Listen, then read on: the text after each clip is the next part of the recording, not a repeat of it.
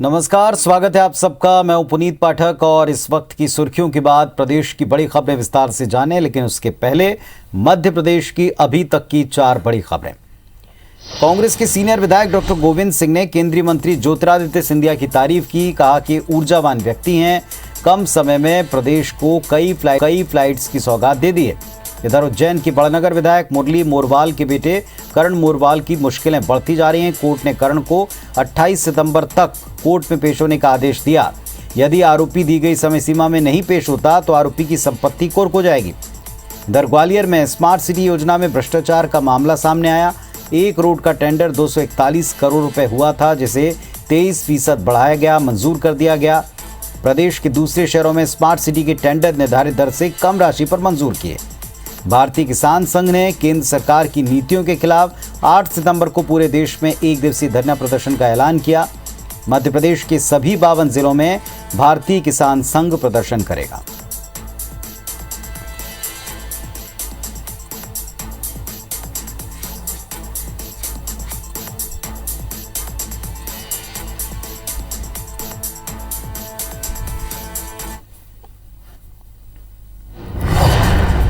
और एक बड़ी खबर, नीमच के मामले में कांग्रेस जांच दल ने अपनी रिपोर्ट दे दी है। तो कांग्रेस जांच दल ने पीड़ित परिवार के लिए 1 करोड़ रुपए अपने रिपोर्ट में मुआवजे की मांग की है। और इतना ही नहीं, परिवार के एक सदस्य को सरकारी नौकरी देने की मांग है। जांच दल के सदस्य मनोज चावला, उन्होंने भी इस बारे में बताया। कांग्रेस ने कांतिलाल भूरिया को जांच दल का अध्यक्ष बनाया। पीड़ित परिवार से घटना को लेकर बातचीत की थी और इसके बाद अपनी रिपोर्ट अब दे दी है।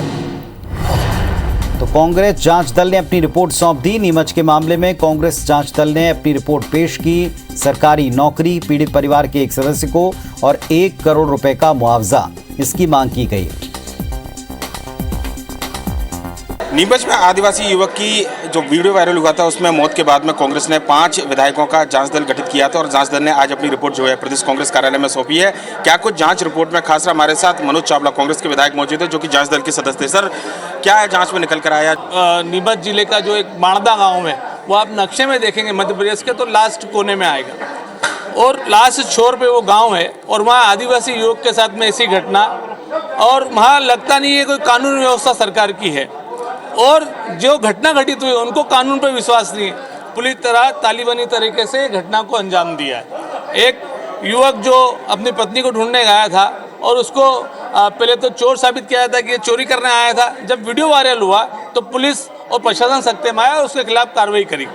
और हम लोग इस घटना के स्थल पर भी गए थे, परिवार वालों से भी मिले हैं वहाँ पे, और हमने जो पाया है कि जब प्राथमिक उपचार जो उसका होना था वो सिंगोली या रतनगढ़ प्राथमिक स्वास्थ्य केंद्र, वहाँ पे उसको भेजना था, लेकिन वहाँ का कोई वो नहीं, सीधा उसको नीमच भेजा गया। मृत्युकालिक कथन जो उसके होने थे, जब कोई गंभीर अवस्था में पेशेंट होता है और लगता है कि यार इनकी मृत्यु हो जाएगी, संभावना हो सकती है, तो उसके कथन धारा 32 में ले आए थे, लेकिन कोई कथन पुलिस ने नहीं लिए। जब हमने इस विषय में बात की तो पुलिस और जो उसके जांच अधिकारी थी वो करने लगे कि बोले कि वो तो बेहोश था या ऐसा था वैसा था, बात नहीं हो पाई। लेकिन कहीं ना कहीं चूक प्रशासन से हुई, उसकी जान बचा सकते थे। तो मनोज चावला कांग्रेस के विधायक जांच दल के सदस्य साफ तौर पर 1 करोड़ रुपए मुआवजे की मांग पीड़ित परिवार के लिए की है, और जांच जो है वो प्रशासन की जो चूक हुई है उस पर सरकार जांच कराए और जो जिम्मेदार अधिकारी है इस पूरे घटनाक्रम में जो दोषी है उन पर कार्रवाई हो, ये भी जांच दल की सिफारिश जो है कहीं ना कहीं कांग्रेस के जांच दल ने की है। कैमरामैन विनीत के साथ सुधीर दंडोतिया, IBC 24 भोपाल।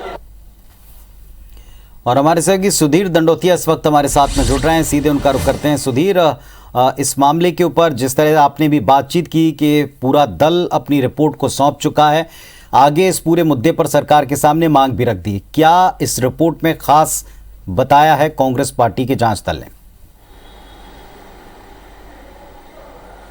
देखिए, बिल्कुल बात करें तो रिपोर्ट में जो कई सारे जो कारण इस पूरी घटना के बाद में जो लापरवाही प्रशासनिक स्तर पर हुई है उसका बिंदुवार सिलसिलेवार जो है जिक्र इस पूरी रिपोर्ट में किया गया है। और साथ ही साथ पुनीत अगर बात करें तो कुछ सिफारिशें भी जांच दल ने अपनी ओर से इस पूरी रिपोर्ट के अंदर की है। हालांकि ये कांग्रेस के जांच दल की रिपोर्ट है और ऐसे में सरकार के ऊपर कांग्रेस की तरफ से मांग की जाएगी कि जांच दल के बिंदुओं को सरकार कम से कम माने। ये प्रेशर आने वाले समय में कांग्रेस जरूर बना सकती है जब पूर्व मुख्यमंत्री कमलनाथ भोपाल आएंगे और जांच दल की रिपोर्ट के बाद में आगे की प्रक्रिया को आगे बढ़ाएंगे। बताएंगे। पर लेकिन जिस तरीके से पूरा वीडियो वायरल हुआ था, देश भर में मध्य प्रदेश में लॉ एंड ऑर्डर को लेकर सवाल खड़े किए जाने लगे थे कि एक युवक की जिस तरीके से गाड़ी से घसीटते हुए ले जाया गया उसको मामूली एक टक्कर के विवाद के बाद, और उसके बाद उसकी जो मौत हुई, आदिवासी राजनीति से जोड़कर इस पूरे मामले को देखा गया था। और उस समय आरोप लगाए जाने लगे थे कि जो आरोपी हैं उनको बचाने का काम कहीं ना कहीं किया जा रहा है, और राजनीतिक संरक्षण से लेकर प्रशासनिक चूक तक की बात यहां पर कांग्रेस ने कही थी, जिसके बाद में कांतिलाल भूरिया की अध्यक्षता में जांच दल बनाया गया था। और खुद पूर्व मुख्यमंत्री कमलनाथ ये निर्देश दिए थे कि जो जांच दल के 5 सदस्य हैं जो विधायक है कांग्रेस के, वो जल्दी से जल्दी 1 सप्ताह के अंदर अपनी रिपोर्ट जो है कांग्रेस कार्यालय में सौंपे। लिहाजा 5 दिन के अंदर इस पूरी रिपोर्ट को सौंपा गया है। और जांच दल के जो बिंदु थे उनमें 3 से 4 बड़े ऐसे जो बिंदुओं को शामिल किया गया है जो सरकार के प्रशासनिक व्यवस्था पर सवाल उठाते हैं। अब ये राजनीतिक बिंदु हैं या फिर वाकई में खामियां हैं, ये निश्चित तौर पर कहीं ना कहीं एक बड़ा सवाल हो सकता है। पर लेकिन जो बात सामने निकल कर आई, जो सिंगोली जो घटना स्थल था वहां पर प्राथमिक केंद्र था, पर लेकिन इलाज के लिए कन्हैया आदिवासी को नीमच ले आया गया 70 किलोमीटर दूर। इस बात पर कांग्रेस के जांच दल ने सवाल उठाया। और साथ ही साथ अगर बात करें तो पूरे घटना के 36 घंटे बाद रिपोर्ट दर्ज की गई आरोपियों के खिलाफ। यह भी एक बड़ा गंभीर मामला था जिसमें पुलिस और प्रशासन की भूमिका पर कांग्रेस सवाल उठा रही है, और एक निष्पक्ष जांच के साथ में दोषी जो अधिकारी हैं उनके खिलाफ कार्रवाई की मांग कांग्रेस के द्वारा की जा रही है।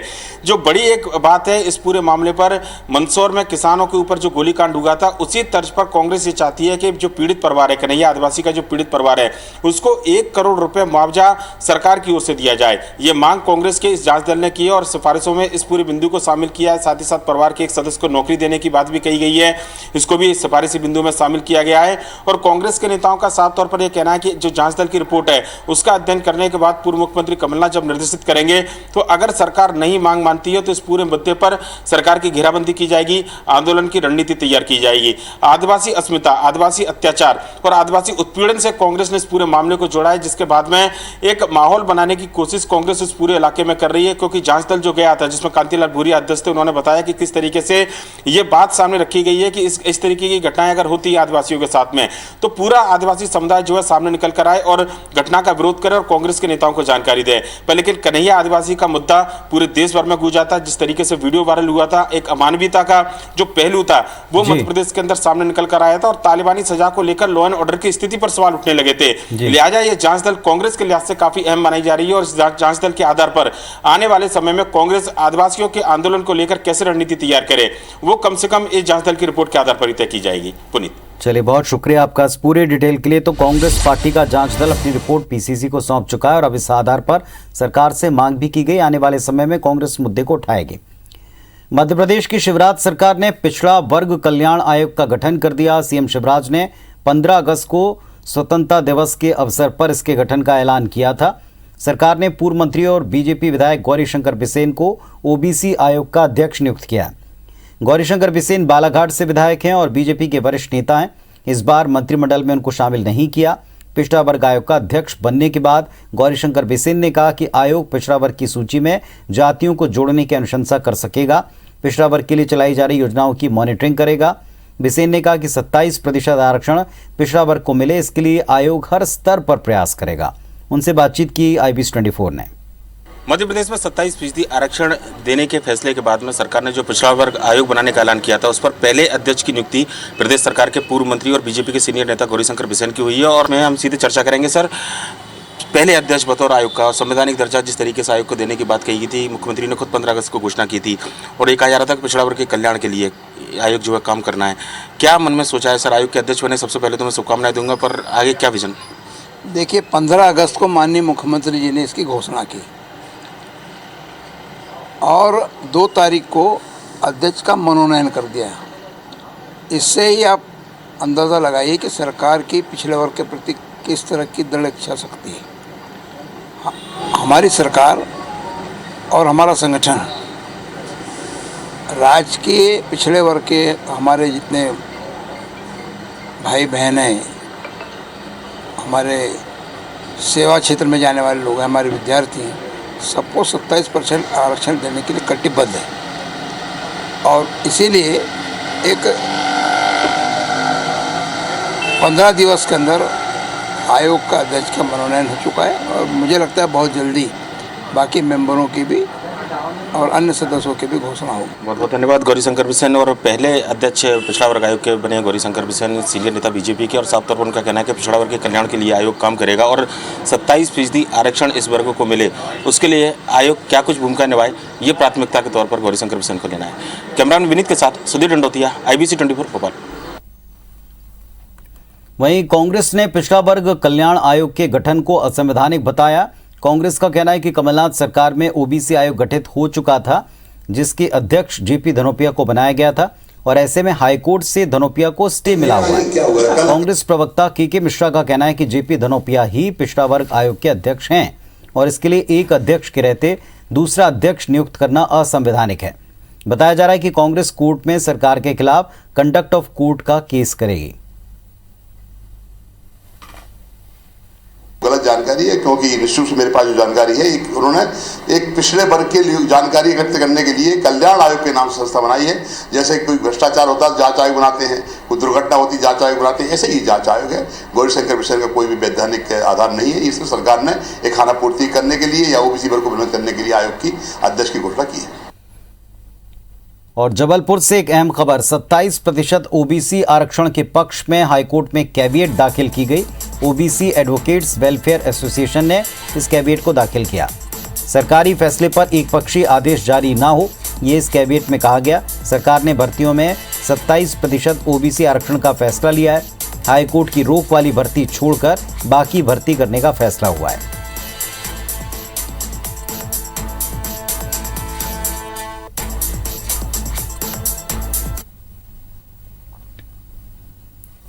मध्य प्रदेश की सियासत में अब एक बार फिर से बंटाढार शब्द राजनीति में काफी प्रचलित हो रहा है, बोला जा रहा है। लेकिन इस बार दिग्विजय सिंह ने ही बीजेपी से पूछ लिया, बंटाढार कौन है। मध्य प्रदेश में इन दिनों बिजली संकट के चलते बिजली कटौती जारी है। पूर्व मुख्यमंत्री दिग्विजय सिंह ने ट्वीट कर सरकार से ये पूछा है, बड़ी विडंबना है। वर्षा ऋतु में हाइडल प्रोजेक्ट से पूरी बिजली पैदा होती है, कृषि की मांग है नहीं। मध्य प्रदेश में आवश्यकता से अधिक बिजली उत्पादन की क्षमता है, फिर कटौती क्यों हो रही?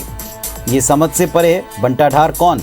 बिजली कटौती से हाहाकार, अंधेरा लाई शिवराज सरकार, बत्ती गुल बिल फुल।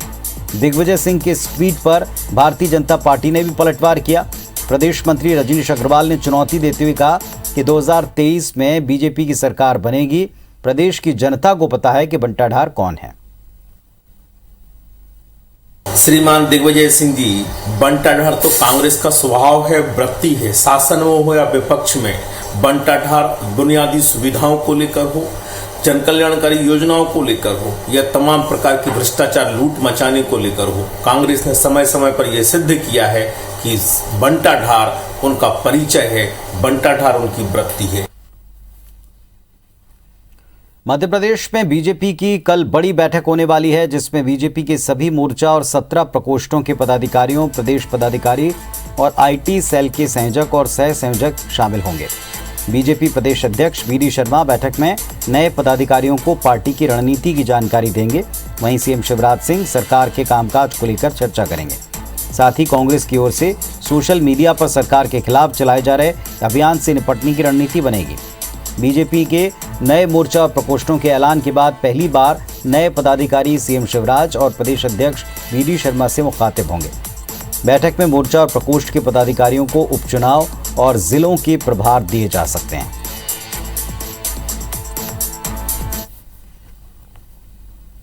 सीबीआई ने इंदौर समेत एफिनिटी कंसल्टेंसी के 19 ठिकानों पर छापामार कार्रवाई की है।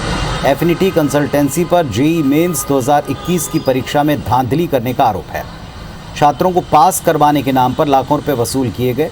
विजयनगर के एफिनिटी दफ्तर में सीबीआई ने छापा मारा, लेकिन छापे के दौरान सीबीआई को ऑफिस पर ताला लगा मिला। सीबीआई ने बताया कि कंसल्टेंसी के डायरेक्टर, कर्मचारियों समेत कई लोगों को इस मामले में आरोपी बनाया है। सीबीआई ने इंदौर, पुणे, जमशेदपुर, बेंगलुरु समेत 19 शहरों में छापामार कार्रवाई की। इस दौरान 25 लैपटॉप, 30 पोस्ट डेटेड चेक और डिवाइसेस बरामद किए हैं। चलिए देखते हैं big news. Madhukunj present big news. अगरबत्ती हो तो मधुकुंज।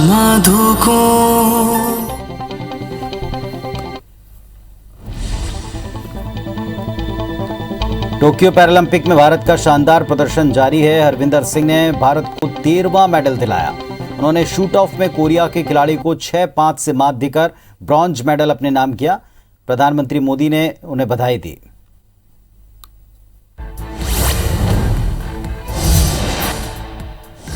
कांग्रेस के पूर्व अध्यक्ष राहुल गांधी ने आरोप लगाया कि नरेंद्र मोदी सरकार रोजगार के लिए हानिकारक है। CMIEE रिपोर्ट का हवाला देते हुए राहुल गांधी ने कहा कि मोदी सरकार किसी भी प्रकार के मित्रहीन व्यवसाय या रोजगार को बढ़ावा नहीं देते, बल्कि मोदी सरकार लोगों की नौकरियां छीनने में लगी है। कोरोना से मरने वालों के परिवार को मुआवजा देने की नीति नहीं बनाने पर सुप्रीम कोर्ट ने नाराजगी जताई। कोर्ट ने केंद्र को मुआवजा नीति बनाने के अलावा डेथ सर्टिफिकेट पर मौत की सही वजह दर्ज करने की व्यवस्था बनाने को कहा। मामले में अब तक जवाब दाखिल नहीं होने पर टिप्पणी करते हुए कोर्ट ने कहा कि आप जब तक कदम उठाएंगे तब तक तीसरी लहर भी आकर जा चुकी होगी।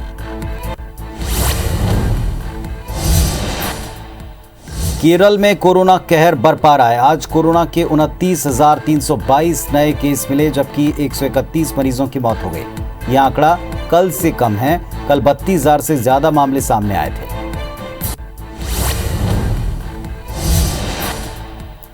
तालिबान के संस्थापक सदस्य मुल्ला अब्दुल गनी बरादर को तालिबान सरकार की कमान मिल सकती है। सूत्रों के मुताबिक शेर मोहम्मद अब्बास और मुल्ला याकूब को भी अहम जिम्मेदारियां मिलेंगी। सरकार का गठन 2 से 3 दिन के अंदर कर दिया जाएगा।